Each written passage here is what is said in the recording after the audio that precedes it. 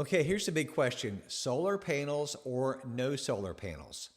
I have wanted to make this video for a little bit, but this is going to be a video from a real estate agent point of view in my experience only in the last couple years about talking to home sellers who have solar panels on their home, okay, that they've gotten in the last 2 to 3 years. This video is going to be based on those conversations, and that's it.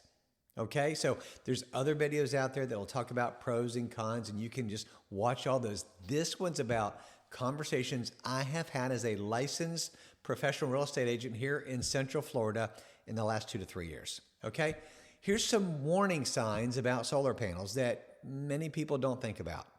And I'm going to go over 6 reasons, and then we're going to talk about real practical situations that have happened and that I've seen and walk through with my clients. So number one, the cost is much higher than most people realize.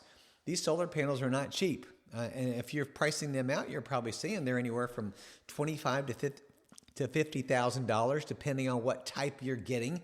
The people that I have worked with, they have owed anywhere between, I would just say, $25,000 to about $45,000 in solar panels. That's what they pay for them. Okay, so even with tax credits, you're going to still finance a large amount with this. And many times you need to understand there's going to be some maintenance, there's going to be interest, insurance impacts. Here's the bottom line. You're taking on a long-term debt.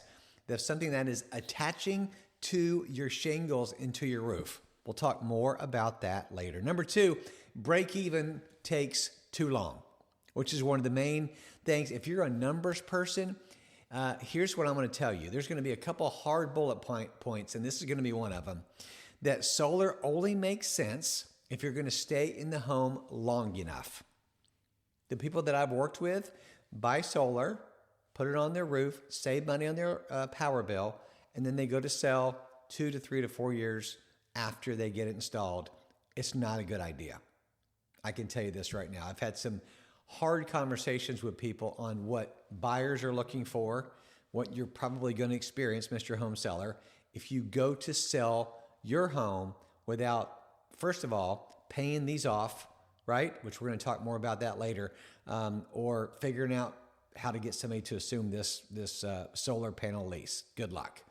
So the break even is way too long. Most systems are going to take 10 to 15 years, and we're going to talk numbers a little bit in a minute, but if you sell 2 to 3 years, you're not going to recoup the investment. So buyers rarely pay dollar for dollar extra for solar. So if you're not staying long-term in this house, if this is not going to be a home that's 10 years or longer, don't do it. Number 3, solar can make your home harder to sell. 100% true. Which most sellers don't think about that. I'm telling you, here's what happens. These solar salespeople, good people, not slamming them.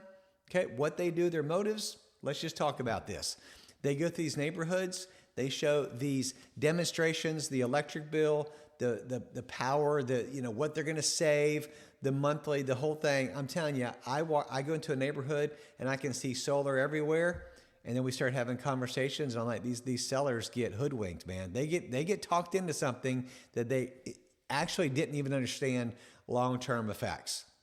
It's happened a lot. And I think there's going to be more cases of people that we as real estate professionals have conversations with where we talk to homeowners and they're like, oh, shoot, I never thought about that. So here's the thing. Buyers may not want to, and more than likely will not want to, assume a solar loan or a solar lease. Number 2, appraisers don't often add value for solar, not full value. They will give some value, but not full value typically. And then some buyers will just walk away entirely when they hear a solar contract has to be assumed. So what may have gone, the primary motivation for the home seller was to be a benefit, it's like a deal killer. Okay? Number 4, solar leases and financing are a major red flag. Here's what you have to know. Many systems are leased and they're not owned. So sellers have to pay off the system, transfer the lease, or reduce the price to compensate. And I'm telling you, this creates friction, delays, failed contracts. It is a red flag when you go to sell a house and you are asking the buyer to assume your solar lease. Here's what I've seen a couple times, is that you say, okay, there is a $35,000 solar lease. Okay, you price the home without that being paid off. Mr. Buyer, you've got to apply for the lease through the solar company to qualify for $35,000 worth of solar panels, which is an extra debt, which will be larger on your debt ratio with your lender. Keep that in mind. You're going to have an extra payment of whatever it is, $350. Okay, you're going to have that debt along with your mortgage debt. You're paying for these solar panels. The solar panel companies have already got their money from the initial homeowner, right? They've already got their money.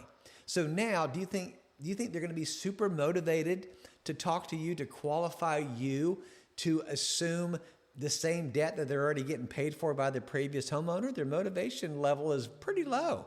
I'm telling you, it's going to be a bear to go assume that financing to do that. If you've had different circumstances or situations where that's not the case, comment below. I'd love to hear that. Honestly, the situations I've walked through have not been good whenever we've tried to work with this. Number 5 is this: roof and maintenance issues. Remember, these things are attaching to your roof, so roof repairs become more expensive. You know, the panels may need removal, reinstallation. Got to think about that. Damaged or aging roofs complicate insurance and inspections. And so buyers think about that future cost when they go to purchase a home like that. Number 6, utility savings are often overpromised. These sales pitches that these guys give you are aggressive. The savings is going to depend on your usage, the rates, the sun exposure, future policy changes. You've got to look at every single factor. Here's the bottom line. If you've watched this far, here you go. If you have a home with solar panels, more than likely, you are going to need to pay those off if you have a loan on them at time of closing.